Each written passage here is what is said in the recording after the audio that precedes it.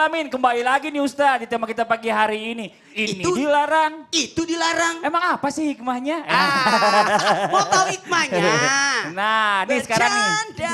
Tuh, tar dulu, ini kita lanjut dulu. Apa Jangan bercanda, tar dulu ya. Tapi gini, bicara masalah bercanda itu juga harus pilih-pilih. Kalau itu kan ada unsur kebohongan, apalagi sampai ketawa berlebihan. Pertanyaannya Ustadz, emang kalau misalnya tujuan kita untuk menghibur tetap nggak boleh? Kan kalau orang tersenyum kita dapat pahala. Mau izin penjelasannya silakan. Satu hal buat kita. Kepada semua bercanda. Dengerin, tidak boleh membuat orang tertawa terbahak-bahak. Tertawa boleh, tapi jangan terbahak-bahak. Karena hilang kewibawaan. Apalagi? Ingat, Masya Allah Tabarakallah. Canda itu dilarang. Karena mohon maaf, satu kalau tertawa tadi mematikan hati. Hilang kewibawaan, hilang kepercayaan. Itu banyak bahayanya. Kemudian mohon maaf, tidak boleh bercanda dalam kebohongan. Tidak boleh. Bapak aku itu gini loh. Saya kalau nonton begitu takut aku. Jangan sampai aku ikut-ikutan. Silahkan membuat orang tertawa, jangan terbahak-bahak. Karena matinya hati. Silahkan membuat orang menghibur, boleh. Tapi jangan ada kebohongan. Silakan, bercanda itu bagus. Tapi jangan sampai, mohon maaf, membahayakan orang. Dia bercanda pakai pisau. Nggak boleh. Apalagi menyembunyikan sepatu orang. Sepatu orang disembunyiin. Orang sudah pusing cari. Itu kejadian dulu waktu Sasam baru pertama di Islam tindak. Yang nyembunyiin sepatunya Mas Fadli. Saya enggak mau ikut-ikutan. Karena itu dilarang. Iya, dia gak ikut-ikutan tapi diamin aja, sama aja dosanya bareng.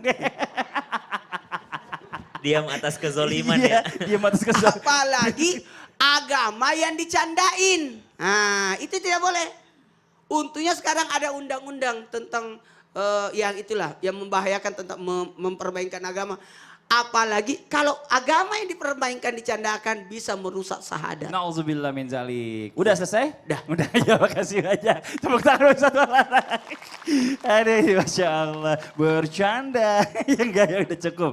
Kita lanjut jamaah. Yeay. Saya mau nanya sama ibu-ibu yang ada di studio di rumah juga. Kalau mandi biasanya berapa lama Bu? Setengah jam? Lebih? Lebih? Sejam? Hah? Berapa 5 menit? Itu mah nggak mandi, itu mandi koboi. Iya, nah ada pertanyaan bagus nih, ya ini Masya Allah luar biasa. Yang namanya mandi ini ternyata memang ada anjurannya juga yang di waktu yang harus kita lakukan oleh Nabi kita Rasulullah SAW. Nah katanya juga ada 3 waktu yang dilarang buat mandi. Nah kita belajar sama-sama hari ini biar kita nggak jadi orang yang salah. Yuk kita panggil guru kita Ustazah Nada lagi, tepuk tangan buat Ustazah Nada. Masya Allah, terima kasih Kak Fadli, Ustadz Syam, Ustadz Maulana izin. Bismillahirrahmanirrahim. Alhamdulillah, wassalatu wassalamu ala rasulillah. Jamaah. Yeay. Udah pada mandi belum? Belum. Alhamdulillah. Pokoknya yang penting pagi-pagi datang aja gitu. Tapi dia nggak bohong. Ya. Tapi dia nggak bohong, bener. Bohong, Emang belum bener, mandi. Ya? Dia mandinya kemarin terakhir. Masya Allah. Memang di dalam Islam, bahkan menurut mazhab Imam Asy-Syafi'i, ada beberapa waktu yang harus diperhatikan kalau kita memang mau mandi. Pertama nih, 30 menit setelah sholat asar. Wah, sholat asar itu kan biasanya jam sore. Tapi kurang lebih ya 30 menit setelah sholat asar. Kenapa begitu? Tadi sudah disinggung tuh sama Ustadz Maulana. Bahwa di waktu-waktu sore menjelang maghrib itu suhu tubuh sedang masa transisi. Jadi harus diperhatikan, jangan sampai yang tadinya tengah siang kemudian panas langsung diguyur air, dikhawatirkan netralisirnya kaget. Akhirnya air yang kita mandikan, kita mandikan ke dalam tubuh, akhirnya itu mengganggu tubuh kita sehingga itu tidak stabil. Itu yang pertama, 30 menit setelah waktu asar. Kemudian yang kedua, di waktu maghrib. Wah, waktu maghrib. Padahal ibu kayaknya sih kalau waktu maghrib biasanya mandi nih ya. Nih hati-hati. Kenapa begitu? Pun disebabkan karena memang kondisi kita berbagai macam aktivitas-aktivitas dilakukan sehingga masih ada rasanya lemes gitu ya. Kemudian masih ada rasanya tuh kayaknya keadaan jantung masih lemah karena berbagai macam aktivitas kita kerjakan, kita istirahatkan sejenak. Tetapi yang harus diperhatikan, waktu yang terbaik tuh nanti malam. Nah saya pengen ngomong juga yang ketiga. Yang ketiga adalah ketika sesudah Isya, tadi kan habis maghrib. Lalu apa nih yang gak boleh lagi nih? Habis maghrib, sesaat setelah maghrib. Kemudian yang gak boleh lagi, habis Isya sampai dengan jam 12 malam. Jamaah. Langsung pada inget-inget kayaknya saya kalau mandi jam 8 nih gitu ya. Kenapa begitu? Karena memang kondisi pada di jam-jam habis Isya sampai dengan jam 12 malam itu adalah fase di mana tubuh ini beristirahat. Jadi gimana dong waktunya? Bagaimana waktu yang terbaik untuk kita mandi? Yang dianjurkan dalam Islam ya, untuk kita mandi dianjurkan waktunya di atas jam 12 malam sampai dengan pagi hari atau sampai dengan waktu subuh. Karena itu bisa menjadi vitamin buat badan kita. Itu bisa menjadi sesuatu kekuatan buat kita sehingga badan kita seger ya. Nah, yang disampaikan di sini adalah kalau memang keadaan airnya normal yaitu air dalam suhu yang dingin, suhu yang sejuk. Tapi misalnya gimana nih kalau sekiranya mandinya pakai air anget, kebetulan di jam-jam tersebut maka ya silahkan saja diperbolehkan. Ini bukan keharuman tapi ini sebuah anjuran. Kenapa? Karena kalau dilakukan kita mandi di waktu-waktu yang memang dilarang karena dikhawatirkan akan mengganggu pada kesehatan kita. Subhanallah, hal semacam itu diatur dalam Islam. Baginda Rasulullah SAW pun juga mengajarkan dan memotivasi kita untuk selalu melakukan apa-apa yang semuanya akan kembali baik buat kita. Benar, jadi jangan dilakukan 3 hal tadi ya. Ini Masya Allah luar biasa, alasan sudah dijelaskan, cari yang terbaik aja. Betul. Masya Allah, terima kasih Sama-sama. banyak Ustazah Nada, tepuk tangan buat Ustazah Nada. Udah mandi, dapat pahala lagi, ikutin sunnah Nabi. Ini Masya Allah enak banget ya Islam itu ya. Segala sesuatu sunnah Nabi yang kita lakukan semuanya dapat pahala. Nah sekarang kita lanjut lagi nih jamaah. Banyak pertanyaan yang sering terjadi konflik di antara keluarga adalah bicara masalah tentang warisan biasanya. Betul Bu ya? Suka berantem ya Bu ya. Gara-gara warisan tali silaturahminya putus. Nah sebenarnya kenapa sih Islam itu melarang ya warisan itu dibagi rata laki-laki dan perempuan sama. Kenapa nggak sama aja gitu. Sebenarnya kan kalau dipikir sama aja kan kayaknya kan bisa ngilangin konflik kan dua-duanya dapat yang sama. Tapi Islam nggak kayak gitu. Alasannya apa? Kita minta Ustaz Syam mau dijawab penjelasannya. Fadol Ustaz Syam. Baik, tapi guru-guruku Ustaz Nada, Ustaz Maulana Mas Fadli serta guru-guru kami dimakan Allah Subhanahu wa taala yang ada di rumah. Silahkan dibuka Al-Qur'annya surah An-Nisa ayat 7. أعوذ بالله من الشيطان الرجيم بسم الله الرحمن الرحيم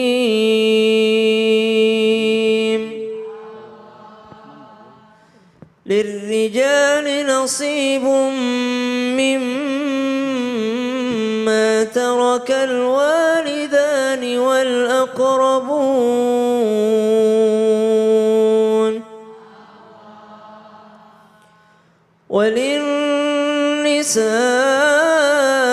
وللنساء نصيب مما ترك الوالدان والأقربون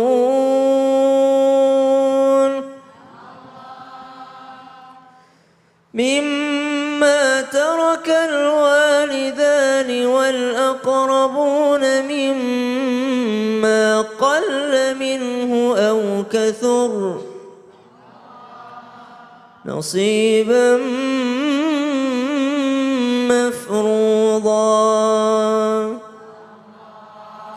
Al-Quran surah An-Nisa ayat 7, bagi laki-laki ada bagiannya, bagi perempuan juga ada bagiannya, dan bagian-bagian itu diatur oleh Allah Subhanahu wa taala. Berarti kalau pertanyaan kenapa sih warisan tidak boleh dibagi rata, mesti dibagi laki-laki dapat 1, perempuan setengahnya gitu. Kenapa harus ngikutin itu? Karena yang pertama kita ini orang beriman. Kalau nggak beriman mah bebas, mau nggak dibagi juga nggak apa-apa. Mau dibawa masuk ke dalam kuburan juga nggak apa-apa. Tapi bukti keimanan dan ketaatan kita pada Allah, saya bagi bukan untuk menguntungkan diri saya sendiri sebagai laki-laki. Saya bagi bukan untuk menguntungkan anak saya yang laki-laki saja, merugikan yang perempuan. Hukum ini datang untuk ditaati karena tilka hududullah. Begitulah hukumnya Allah Subhanahu wa taala. Berarti mendapatkan warisan, membagi warisan, dapat bagian warisan itu bukan masalah sayang anak kesayangan, anak tidak kesayangan, anak perempuan, anak laki-laki, karena taat pada Allah, bukan karena taat pada orang tua, tapi karena taat perintah Allah. Allah bilang ini anaknya bagiannya segini, istrinya bagiannya segini, ibunya lebih banyak daripada istrinya.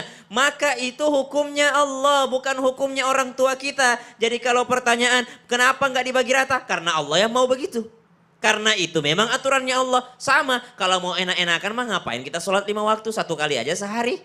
Ngapain kita sholat 5 waktu, nggak usah sholat sekalian kalau mau ngikutin nafsu kita. Tapi kenapa kita sholat 5 waktu? Karena ngikutin Allah Subhanahu wa taala. Samakan itu ketika mendapatkan hak warisan, ketika dapat kewajiban membagi warisan, tidak usah diganggu gugat lagi. Kenapa? Keputusannya Allah Subhanahu wa taala begitu, ya sudah begitu. Bukti ketaatan kepada Allah Subhanahu wa taala. Allah bilang 1/6 untuk ini, 1/8 untuk ini, 1/2 untuk ini, segini kalau ada penghalangnya, maka ikuti aturan Allah, tilka hududullah. Maka begitulah hukumnya Allah Subhanahu wa taala. Yang kedua, kenapa demikian? Karena Allah lah yang maha adil. Kita manusia berlaga adil aja itu.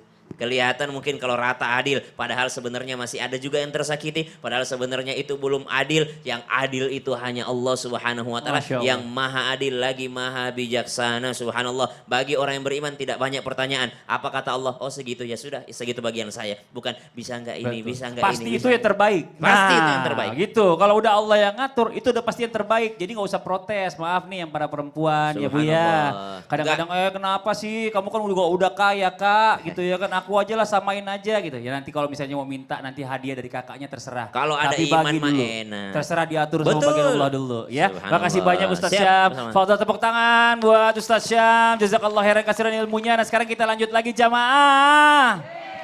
Waktunya kita menjawab pertanyaan yang diberikan jamaah yang ada di rumah. Tapi sebelumnya kita masuk dulu ya ke segmen Tanya Dong Ustadz. Kami semua tanya dong Ustadz. Oke, ada pertanyaan bagus nih dari Instagram @ratu_Hansa 08. Assalamualaikum Ustazah. Waalaikumsalam warahmatullahi wabarakatuh. Langsung Ustazah nih, Ustazah boleh maju Oh Ustazah? iya, siap, Pak Iya, Fadli. langsung ditembak ini maksudnya. Apa benar Iya. saat ada keluarga meninggal wanita dilarang mengantar ke kuburan? Karena keluarga saya melarang saya ikut waktu itu. Padahal saya tidak dalam keadaan haid.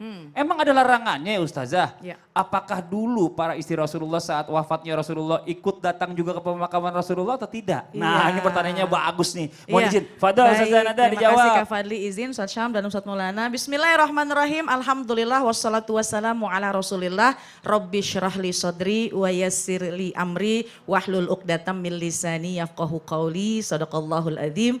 Jamaah sekalian, dulu pernah ada beberapa kelompok wanita dan dia berkata bahwasannya baginda Rasulullah SAW itu pernah melarang kami untuk berziarah kubur. Berziarah kubur. Namun larangan itu bukan sebuah larangan yang berat. Artinya kalaupun memang kita mau berziarah kubur ada syaratnya. Maknanya apa? Baginda Rasul melarang. Kenapa melarang? Karena ada sebabnya. Karena perempuan ini biasanya kalau ada kehilangan, kemudian keluarga yang meninggal dunia ini biasanya sulit dalam mengatasi emosi. Sehingga mungkin sering teriak-teriak, kemudian mencabik-cabik, akhirnya sampai melakukan hal-hal yang tidak sepantasnya. Di atas kubur pun juga keadaannya sampai meraung-raung. Itu kan adalah tindakan orang jahiliyah. Naudzubillah min dzalik. Oleh karena itu kenapa sangat dilarang ada anjuran untuk kaum perempuan tidak ikut ketika mengantar jenazah ke pemakaman. Yang kedua juga ada hal yang diperhatikan. Karena kalau kita mengantar jenazah itu biasanya kita bersama-sama dengan kaum laki-laki. Kemudian biasanya kita berbarengan, berdempet-dempetan. Nah hal itu yang harus dijaga. Namun kalau sekiranya kita bisa menjaga diri, tidak menimbulkan fitnah, maka diperbolehkan. Misalnya kebetulan yang meninggal dunia ini orang tua kita bisa menjaga diri, kita dipeluk sama saudara kita, sama abang-abang kita, kita tidak berkumpul dengan yang bukan mahram, maka itu diperbolehkan. Asalkan ingat, tetap jaga diri kita, jangan menimbulkan fitnah dan juga jangan kita meraung, meratapi, menangisi jenazah karena itu sangat dilarang dalam Islam. Dan adapun terkait dengan ziarah kubur, tadi disinggung bahwa haid ataupun tidak haid tidak ada kaitannya ketika dia ingin berziarah. Jadi ketika dia mau berziarah silahkan saja, yang diperbolehkan membaca Yasin ketika dia sedang dalam keadaan suci. Tapi kalau dia sedang haid maka jangan membaca surah Yasin. Untuk kita berziarah bagus kok. Bahkan baginda Rasulullah SAW itu sangat menganjurkan. Kata baginda Rasul, zurul kubur.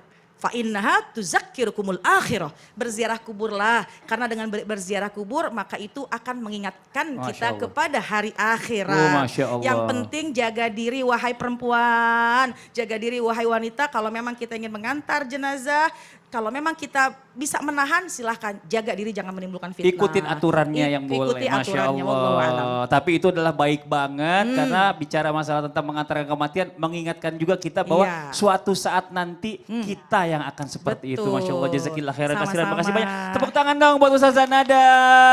Masya Allah. Jamaah.